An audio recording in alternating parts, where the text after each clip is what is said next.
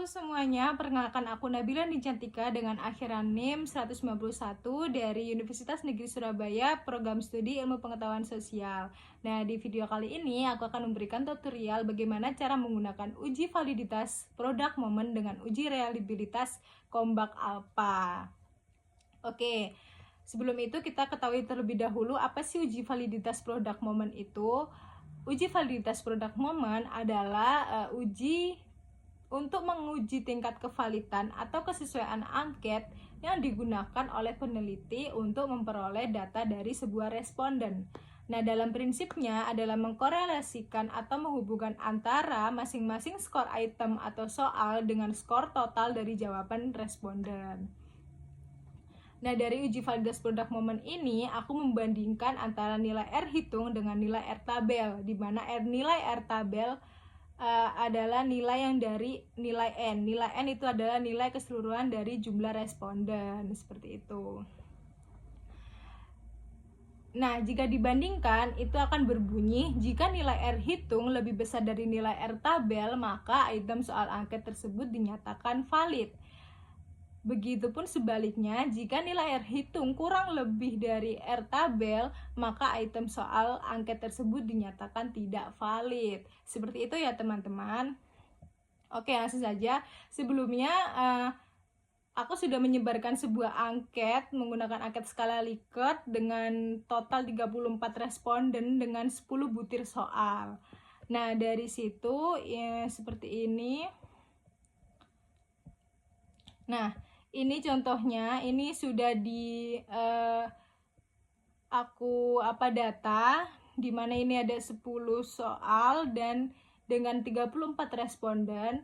Nah, dari sini disalin semuanya, disalin skala Likertnya aja, jawaban hasilnya aja disalin. Lalu kita masukkan ke dalam sebuah Excel. Biar apa? Biar kalian gampang dan lebih mudah untuk mentotal dan memasukkan ke SPSS seperti itu. Nah, dari sini itu kalian masukkan, lalu kalian total satu persatu menggunakan rumus ataupun jika belum mengetahui bisa menggunakan secara manual seperti itu. Nah, dari sini kita langsung masuk saja ke SPSS. Oke, kita masuk ke SPSS. Di SPSS kalian masuk ke variable view, kemudian kalian klik soal underscore 1, soal underscore 2, soal underscore 3, dan seterusnya hingga akhir. Lalu yang paling akhir kalian tuliskan skor underscore total. Nah, di sini aku memberi himbauan bahwa kenapa kok memakai underscore, karena tidak bisa menggunakan spasi ya teman-teman. Dihimbau kalian menggunakan underscore seperti itu.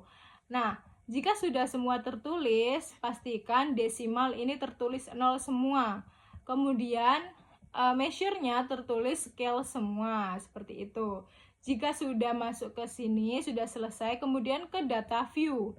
Nah, dari mana aku mendapatkan data ini? Data 4, kemudian skor total. Nah, dari Excel yang sudah aku data dan sudah aku total tadi. Nah, dari sini kalian salin semua, kemudian kalian masukkan ke sini dengan cara klik kanan lalu paste saja. Karena ini sudah aku paste, makanya tidak bisa seperti itu. Oke, langsung saja kita ke uji validitasnya. Mengetahui, klik analyze, kemudian correlate, kemudian bivariate. Nah, ini sebelumnya adalah ada di sebelah kiri. Nah, ini sudah aku pindahkan ke sebelah kanan. Nah, dari sini jangan lupa correlation coefficient-nya untuk yang persen itu kalian checklist, kemudian to tilde, kemudian flag significant correlation. Jika sudah semua seperti ini, kalian klik OK. Nah, ini keluarlah correlation hasil data itu tadi sebanyak 10 butir soal dengan skor total. Oke, yang mana sih yang R hitung, yang mana yang nilai N, dan yang mana R tabel? Oke, tadi kan yang ini membahas tentang R tabel adalah sama dengan N. Nah, dari sini kita lihat N itu adalah 34. Nah, 34 ini adalah jumlah responden yang mengisi angket, ada 34. Ingat-ingat ya, 34. Kemudian, di mana sih R hitung? Jika nilai R hitung lebih besar dari R tabel, nah R hitung ini yang mana? Nah, R hitung itu yang ini 728. Partial correlation itu adalah R hitung di skor total. Nah, itu ada R hitung 0,728 seperti itu. Berarti ini R hitung, ini nilai N. Nah, ini nilai N yang 34. Oke. Kemudian kita ketahui terlebih dahulu R tabel itu bagaimana wujudnya. Nah, di sini aku menggunakan distribusi nilai L tabel itu menggunakan 0,05 atau 5%. Nah, ini 5%, kemudian N-nya itu dilihat dari sini. N-nya tadi berapa? 34, maka 5%-nya adalah 0,339. Seperti itu ya, berarti 34-nya itu 0,339. Oke, kita lihat kembali. Jika R hitung lebih besar dari R tabel, maka dinyatakan valid.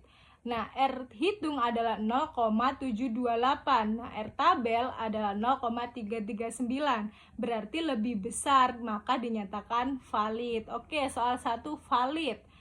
Yang kedua, 0,752. Apakah lebih besar dari 0,339? Yaps, lebih besar dan makanya dinyatakan valid. Begitupun seterusnya ya teman-teman. 0,461, 0,468, 0,500, 0,413 itu semua jika lebih besar dari R tabel 0,339 maka dinyatakan valid. Seperti itu. Oke, dari sini adalah sebuah tutorial uji validitas menggunakan produk momen untuk mengetahui hasil valid atau tidak valid, seperti itu. Oke, lanjut. Kita lanjut ya. Kita lanjut ke uji reliabilitas. Nah, sebelum itu, ketahui terlebih dahulu apa sih uji reliabilitas itu. Uji reliabilitas adalah pengukuran konsistensi dan stabilitas hasil dari suatu instrumen penelitian. Nah, uji reliabilitas ini bertujuan untuk memastikan bahwa instrumen yang digunakan dapat memberikan hasil yang sama pada kondisi yang berbeda di waktu yang berbeda. Nah, uji reliabilitas alpha Combach itu menyatakan bahwa jika nilai Combach alpha lebih besar dari 0,6, maka kuesioner atau angket dinyatakan reliable atau konsisten, seperti itu. Namun sebaliknya, jika nilai Combach alpha lebih kecil dari 0,6, maka kuesioner atau angket dinyatakan tidak reliable atau tidak konsisten. Oke, langsung saja kita ke praktek di SPSS-nya. Nah, di sini bedanya kita tidak menggunakan skor total. Klik angka 11, kemudian klik kanan, klik clear. Kemudian kembali lagi ke data view. Nah, sudah tidak ada skor total. Langsung saja kita ke analyze, kemudian klik scale, kemudian reliability analysis.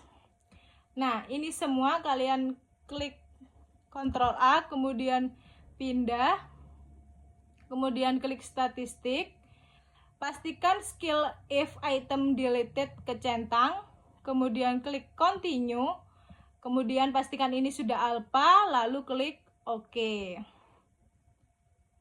Nah, di sini kalian bisa melihat uji reliabilitas statistik dari Combach alpha itu di bagian ini ya, di bagian ini.